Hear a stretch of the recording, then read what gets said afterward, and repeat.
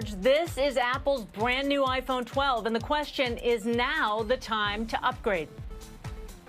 Hello, and welcome back to Apple Park.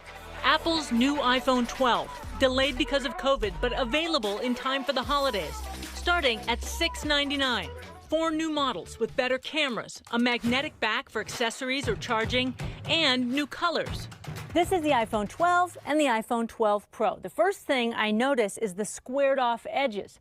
Then there's the new colors. This is blue and Pacific blue.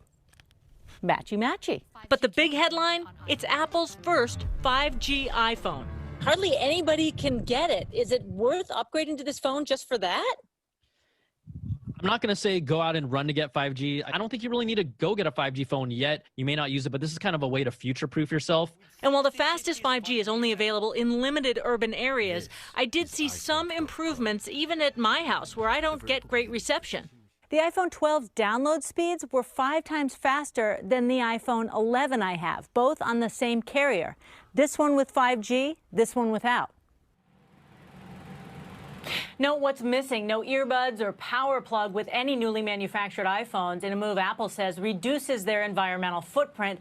But I will say, here in San Francisco, where we have some of those super fast 5G towers, I just clocked 900 megabits on an iPhone 12 download. That's 23 times faster than the 38 meg download speed I had on the iPhone 11 on the same network.